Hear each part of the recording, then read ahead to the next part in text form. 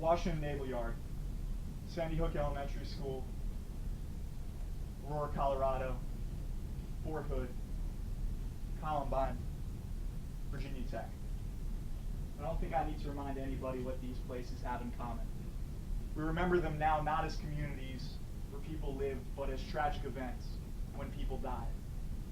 Times when one bad man walked in and wrought chaos, swept loved ones out of their loved ones' lives.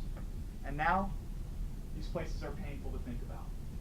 Because we know that Aurora could have just as easily been Nashville, that Virginia Tech could have just as easily been Vanderbilt, that the only thing separating us from them was one very bad man, some bad luck, and some big weaponry.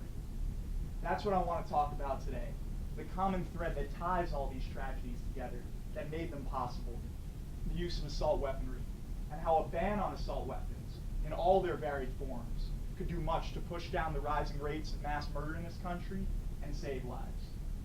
The problems with assault weaponry are threefold. First, that these weapons aren't just inherently dangerous because of course they are, but because they're engineered for no other purpose than to maim and kill human beings. Second, that despite this danger, this inherent danger of the weaponry, they're so easily accessible. And third, that the combination of this access with this power, this destructive power, has led to a disproportionate number of mass murders in this country over the last 30 years.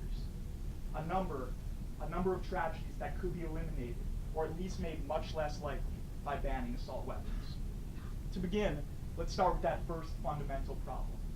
That assault weapons aren't just dangerous, because of course they are. They're weapons, they're military-grade weapons, but that they're engineered for no other rational purpose than to maim or kill as many human beings in as short a time frame as possible. These are some of the weapons used in some of the tragedies we talked about.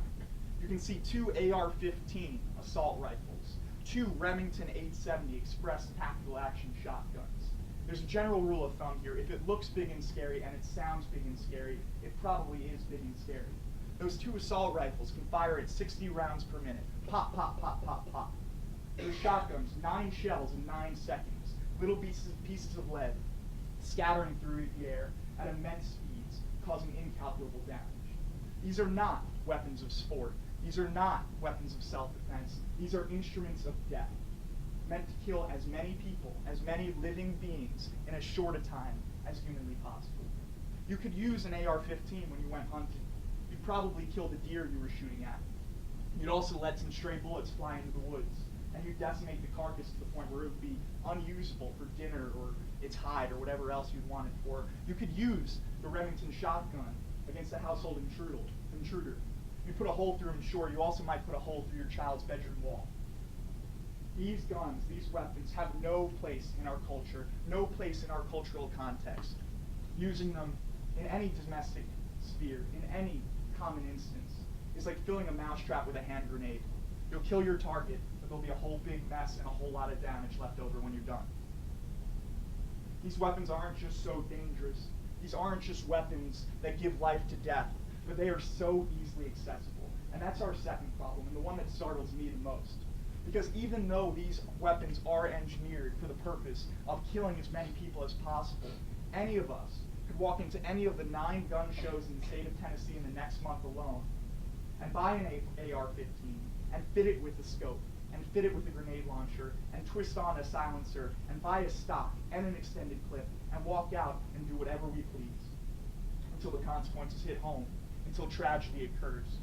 These weapons are so easily available you can find them online. This is another website I found, budsguns.com. And Bud today is having a Cyber Monday special. MP-15 assault rifle, 50 rounds per minute, pop, pop, pop, pop, pop, for the very low price of $399.99. That's affordable. When I found out these things were available online, I thought they cost more than a PS4. Anybody can buy these things. Anybody with a death wish, the wish to inflict damage on a community and wreak havoc, can afford one of these weapons. As Bill Clinton said in a rally at the 50th anniversary of the March on Washington, a great democracy does not make it harder to vote and to buy an assault weapon. And he wasn't exaggerating. These are the states in which you can buy an assault weapon without proof of ID, 46 of them. These are the states in which you can in which you can vote without proof of ID. None of them. This is the country we live in. And it's a country, which brings us to our third problem, that has experienced a disproportionate number of mass murders compared to the rest of the world. Over the last 50 years, of the 25 most dangerous, most violent mass murders, 25 of them took place right here in the United States. About half. Who's second in the world? Finland, with 2. Since 1980, there have been 62 mass murders in the United States. Since 2004, in the last 9 years, 25 mass murders. Almost half in just the last 10 years, since the Bush administration repealed a similar assault weapons ban as the one I'm going to propose. Since 2012, 7 mass murders in the United States, 62 mass murders over a 30-year period, about 2 a year, 7 in the last year alone. This is an endemic. Of the 11 deadliest mass shootings in U.S. history, 5 of them have taken place in the last 10 years. This is a chart, I know it's difficult for you guys to see, of the weapons used in all of the mass shootings in the last 30 years. 48 of them will be covered by even the most lenient assault weapons ban, President Obama's. The problem is clear, the solution is simple, and my plan will ban 120 plus of the 143 assault weapons used in the mass shootings of the last 30 years. By banning all weapons with a fire rate of over 45 rounds per minute, and all magazines that hold at least 10 rounds, as well as a ban on silencers, grenade launchers, extended clips, the types of thing nobody needs, but which are legal, as well as a recommended ban on the state level to be decided on the state level of semi-automatic shotguns and semi-automatic pistols, since those things do have self-defense purposes, would eliminate 120 of the 143 weapons used in mass shootings in the last 30 years. I don't want to get into the gruesome details here, but it's a lot more difficult to walk into a crowded place, a mall or a park or a stadium or wherever else, and kill a whole lot of people with a gun that shoots like this than a gun that shoots like this. How much damage can one man do with a 6-shooter? How much damage can one man do with an assault rifle that holds 200 rounds and that fires 1 round a second? Similar plans have worked elsewhere in the world. Australia enacted a weapons ban in 1996. They haven't had a mass shooting since. And rates of homicide have fallen drastically to 200, roughly, every year in Australia. Germany, which has a similar weapons ban, roughly 200 as well. America, which, as you know, has no gun regulation, or at least very limited gun regulation, 9,470 gun homicides every single year. 9,000 gun homicides every single year. Banning assault weapons wouldn't restrict our Second Amendment rights any more than blood alcohol limits or speed limits restrict our right to drive dangerously. They just make this great democracy a safer place to live, a better place to live, where we can feel better as we walk around during the day.